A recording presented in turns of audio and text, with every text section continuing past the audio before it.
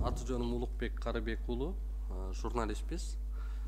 Ушул жол коопсуздугу тууралуу бир топ убакыттан бери журналисттик иликтөөлөр жасап, ушул тармактагы көйгөйлөрдү коомчулукка ачыктап атабыз. Азыр уруксат берсеңиздер, мен ушул тармактагы бир топ көйгөйлөрдү ачык айтканга туура келип атат.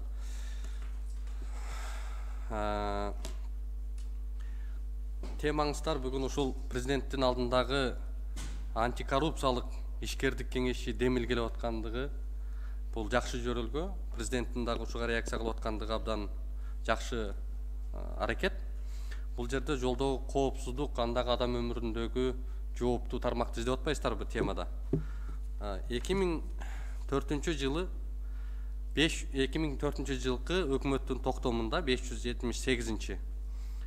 Кийин 2018 жылдын 22 июнунда номер 299 токтому менен так көрсөтүп жазылып турат. Ал жерде жолдогу коопсуздукту, андагы адам өмүрлөрүн алган окуяларга биринчи кезекте ким жооптуу деп.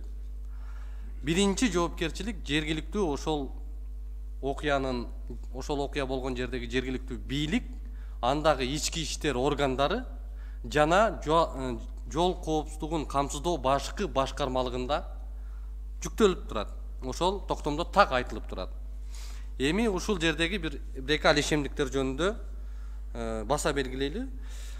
Адамдардын өмүрү менен коштолгон жол кырсыктарында кызматтык териштирүү менен гана маселе жабылып атат. Бул кандай? Мисалы, адам өмүрүн алган окуяда жол коопсуздугу башкы башкармалыгынан кызматтык териштирүү жүрөт.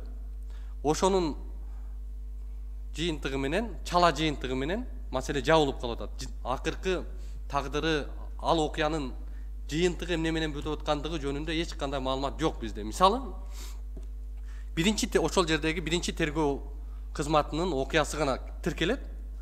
Ал эми кийин тергөөчүнүн аныкталган аныктамалары, соттун чечимдери жок. Соттун чечимдери көрсөтүлбөйт. Мисалы, айталы, ушул 2020 жылы мына биздин жол коопсуздугу башкармалыгынан айтып атат, 385 адам өлүп атат 20 жылы жолдо. Ал эми 2021 жылы 497 адам, 112 адамга көп болуп атат. Эми ошол 112 адам, жалпы эле 497 адамдын кийинки тагдыры кандай болду? Кандай жыйынтык менен бүттү ал нерсе? Мисалы, бүгүн ошол 127 биринчи беренени менен адам өмүрү менен коштолгон окуяга 1000 сом айып салынып атат. 1000 сом. Ал эми ошол эле 3-чү категория менен адам өмүрү болгон жок, ал жерде окуя мындай материалдык чыгым болду, 5500 сом айып салынып атат. Кандай логика бар бул жердечи?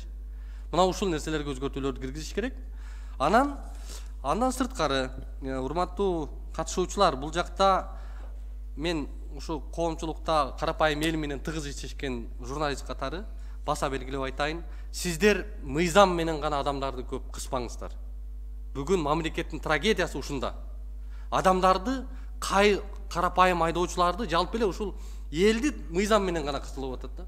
Кайсы жерден выгодно мыйзам менен кысып бүт коомчулукка мындай бир жаман жөрөлгөлөр кетип атат. Мисалы, профилактика кириши керек. Сунушум. Бүгүн ушул жол коопсуздугу, жол кыймылы жөнүндө мыйзамга бул нерсе жок. Адамгерчилик деген каякта? Тарбия деген каякта? Мисалы, бул жол коопсуздугу кызматы, жол коопсуздугу эмейле мындай кылышы керек да үчүн. Жолдогу айдоочуларды жазалоо органы кылып өзгөртүп коюш керек атынан да. Бир гана жаза, айып салуу, жанагындай. Бул жердеги азыркы жыйындын өзөгү дагы ушул бир гана ошол багытта кетип атат да. Гана ошол гумандуулук, гуманизм деген нерсе кириши керек мыйзамга. Мисалы, элементардуу бир курду адам жүрөгү кысылышы мүмкүн, ар кандай ситуациялар болот. Кур тагынбай калдың, келип туруп айып салып кетип калат. Эскертүү бериши керек.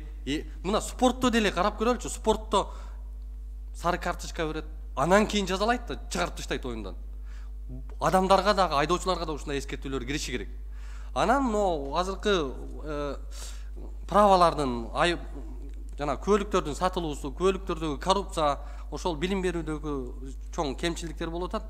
Бирок адамдар түшүнүшү керек, ал мисалы адилеттүүлүк болгон жерде, адилеттүүлүк жоголгон жерде адамдар кызыкпайт. Окубайт ал адам. 100 жолу мажбурласаң дагы окубайт. Анткени күч органдарында адилеттүү болушу керек. Мыйзам баары үчүн бирдей иштеши керек. Ошол жакта коррупция мен акча берип туруп чыгып кете берем, акча берип туруп кутула берем деген нерсе менен адамдар окубай атат. Анын үстүнө бул жактагы суроолор дагы абдан татаалдаштырып, тим эле жанагындай 5000 акча бергенге ылайыкталып туруп түзүлгөн да. 5000 акча бербесең көлүк ала албайсың, ал суроодон вообще өтпөйсүң сен. Мына ушундай көйгөйлөр болуп атат. Анан биз теория менен бул жакта ошол аныктама менен эле чектелбестен конкреттүү практиканы айталы. Мына жолдо эң көйгөй сызыктар жок, өчүп калган. Мына Ош-Бишкек жолунда трассада.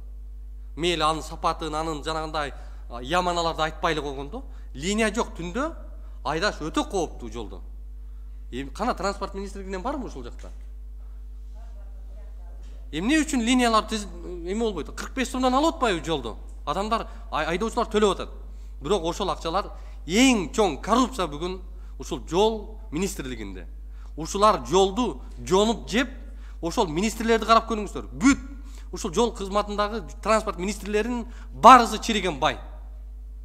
Мамлекеттик кызматта иштеп, бүгүнкүсүнөн баштап канча тарыхына кетсек, ал узун нерсе да. Ошон үчүн ушул жолдордогу белгилер өчүп калган. Мына ушундай трассалардагы чоң көйгөйлөр. Анан мэриядан бар да бул жакта. Биз ошол коопсуз шаарга дагы кичине токтоло кетели. Мына коопсуз шаарда Вега компаниясы ишмердүүлүк жүргүздү. Мына биринчи категориясында Вега компаниясынын ишмердүүлүгү бар. Мына Вега компаниясынын директору 91 жолу жол эрежесин бузуп атат. Компаниянын өкүлү ошонун машинасы бузуп атат. Генеральный директор жооптур да Веганын машинасына. Ошол 90 жолу жол эрежесин бузуп атат ошолор. Бирок төлөбөй койду. Мен төлөт албай айлабыз алты кетти. Бүгүн бардык тармак аны коргоого алып атат да. Мына ошону көрүп туруп айдоочулар кантип карапайым эл адилеттүүлүктү күтсүн. Ошондойлор төлөбөсө, карапайым элге эле мыйзамдын баары карапайым эл үчүн эле. Ошон үчүн Вега компаниясында дагы чоң коррупция бар. Азыр мэриянын өкүлү барбы, мэриянын өкүлү? Мэриядан катышат дедиңиздер эле го? Мэриядан барбы? Жок, келген. Мына мэриядан, мына туугандар, 89 жалпы 109 камерасы бүгүн мыйзамсыз турат.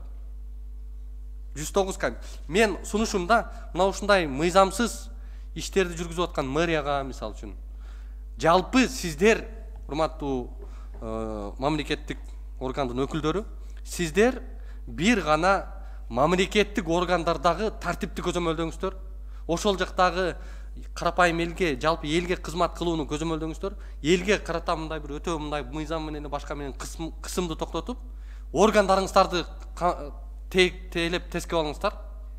Негизги маселе ошондо болуп атат да. Сиздер орган, мамлекеттик орган чыкыйып сааттай болуп иштесе, так аткарса бардык нерсени.